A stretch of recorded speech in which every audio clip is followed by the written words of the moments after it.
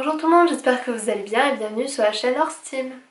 Donc ça y est, c'est notre retour de vacances, c'est la rentrée pour vous, enfin c'était la semaine dernière la rentrée mais bon voilà, donc c'est la rentrée pour nous aussi, puisqu'on reprend les vidéos avec de nouveaux membres pour la team. Vous verrez ça au fur et à mesure de la semaine. Donc on reprend avec la semaine 2 qui est la semaine à propos des soins pour les chevaux, tout ce qui concerne les chevaux. Et moi je vais vous dire, je vais vous parler on va dire, de 5 idées reçues à l'épreuve de la science. Voilà, j'espère que ça va vous plaire. Idée reçue numéro 1, les chevaux peuvent s'imiter entre eux. Alors pareil que la dernière fois, je vais m'aider d'un cheval magazine, désolée pour le portable. Je vais m'aider d'un cheval magazine puisque c'est toujours là que je trouve plein d'idées, que j'apprends plein de nouvelles choses. Et comme je connais pas tout par cœur, je vais lire un petit peu. Donc en fait, pour beaucoup de personnes, les chevaux ils peuvent s'imiter. Donc par exemple les chevaux qui tiquent, certaines personnes disent qu'ils peuvent contaminer les autres chevaux. Mais par contre les scientifiques ils ont toujours dit que ce don, ça c'était réservé que aux humains, mais maintenant ils se posent la question, ils font quelques expériences, comme par exemple ils ont fait l'expérience de mettre un cheval qui savait ouvrir une boîte, c'est ça, ouais, qui savait ouvrir une boîte devant des chevaux naïfs entre guillemets, qui l'observaient, et cette démonstration il n'a eu aucun effet puisque les chevaux naïfs ne se sont pas mis à ouvrir la boîte. Qu'ils aient vu la démonstration ou non, ça n'a rien changé, donc voilà. Mais malgré ça, la question de l'imitation pour les chevaux reste en suspense. Alors, deuxième idée reçue, lorsqu'on habitue le cheval à ne plus avoir peur d'un objet qu'on lui présente du côté droit, il faut tout recommencer du côté gauche. Alors là pareil, même si c'était clair que ce que l'œil du cheval à droite voyait, ce que l'œil voyait, c'était tout de suite transféré à l'œil de gauche, mais certaines personnes continuaient à le dire.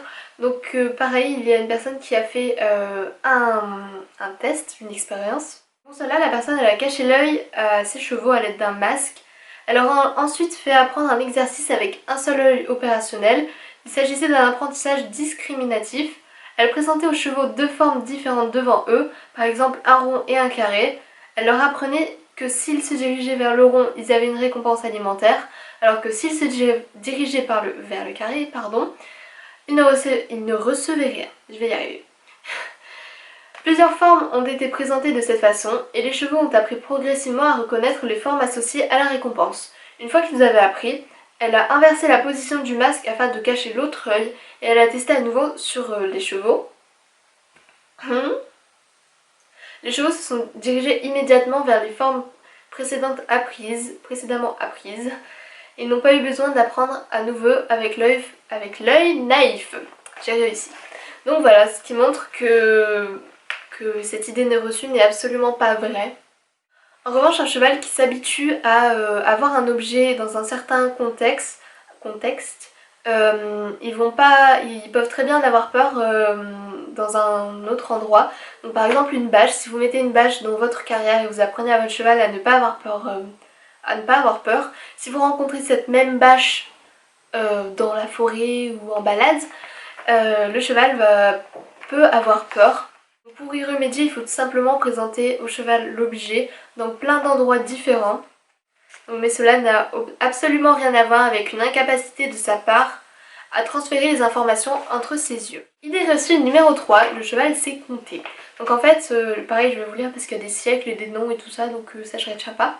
Donc au début du... ça c'est combien? XX...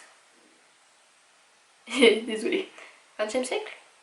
Ouais je pense. Le cheval Clever Hans, désolée encore une fois je connais pas, ou Hans le malin, aurait bien pu nous faire croire que les chevaux étaient doués d'une vraie compétence pour le calcul. C'est assez drôle comme truc.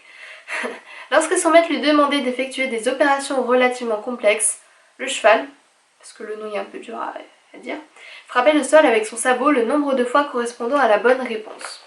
C'est assez étrange. Mais rapidement, les observateurs de l'époque se sont rendus compte que le cheval ne comptait pas, mais se basait sur des mouvements de l'assemblée, comme des hochements de tête pour donner la bonne réponse. Donc pareil, il y a eu beaucoup d'expériences, mais on a vu juste que le cheval pouvait voir la différence quand il y avait beaucoup de nourriture et un petit peu de nourriture. Mais ça, bon, quand il s'agit de nourriture, hein. Mais dès qu'il s'agit de vraiment de compter, bah c'est pas possible. Donc voilà, pour les chevaux ça ne marche pas, mais il y a des espèces que ça marche. Donc apparemment les poussins, tout juste sortis de leur coquille, savaient que 10 est plus grand que 5, ou que 20 est plus grand que 10. Donc peut-être qu'un jour le cheval nous surprendra à son tour, ça c'est à voir avec le temps. Donc pour cette question, les scientifiques disaient pareil que c'était réservé aux humains, mais récemment il y a eu quelques expériences qui pourraient montrer que les chevaux peuvent être tristes quand il arrive quelque chose à l'un des leurs, mais c'est surtout par exemple quand un cheval a peur, les autres vont avoir peur aussi puisqu'ils vont sentir sa peur, mais c'est pas la même chose exactement quand il arrive quelque chose à l'un des autres chevaux. Donc les travaux à propos de ça, ils sont encore trop récents pour vraiment conclure à l'existence d'empathie chez l'animal, mais la porte reste ouverte, donc ça c'est à suivre. Mais c'est pareil que la première idée reçue, il me semble. C'est ni oui ni non, on ne sait pas, c'est en pleine expérience. Cinquième idée reçue, les étalons ne peuvent pas vivre ensemble. Donc ça c'est aussi quelque chose que j'ai beaucoup entendu et vous allez savoir si c'est vrai ou pas. Une fois mis à la reproduction, il est d'usage de séparer l'étalon des autres chevaux et en particulier des autres étalons. Mais il y a quelqu'un qui a fait une expérience. Et donc au cours des premières demi-heures, en effet les étalons ils ont été assez agressifs. Ils se sont menacés entre guillemets et tout ça. Donc il y a eu quelques coups, quelques morsures. Mais aucune blessure n'a été à déplorer. Donc par ailleurs, passé cette première demi-heure, les étalons se sont calmés et se sont mis à brouter tranquillement. Après quelques mois, la hiérarchie s'est stabilisée et des relations d'affinité se sont même mises en place. Les étalons se faisaient mutuellement du grooming. Cependant, les auteurs mettent en garde les éleveurs qui souhaitent faire de même. Cette mise au pré doit se faire de façon intelligente et en réunissant toutes les conditions nécessaires. Sans cela, les chevaux peuvent se battre et se blesser mortellement. En premier lieu, le pré doit être très grand, avec de l'herbe en abondance. Les étalons ne doivent pas avoir d'autres chevaux autour et encore moins des juments. Ils doivent également être déferrés et les clôtures doivent être sécurisées. Enfin, il faut être présent au moment du rassemblement et pouvoir intervenir en cas de problème. Si toutes ces conditions sont réunies, cette étude montre qu'il est tout à fait possible de faire vivre des étalons reproducteurs ensemble, dans les conditions qui respectent davantage leur bien-être. Donc voilà la réponse à cette idée reçue. J'espère que cette vidéo vous aura plu. Si c'est le cas, n'oubliez pas de mettre des petits pouces en l'air, à laisser votre avis ou ce que vous avez pensé de cette vidéo en commentaire. Et jusque là, je vous retrouve la semaine prochaine dans une nouvelle vidéo.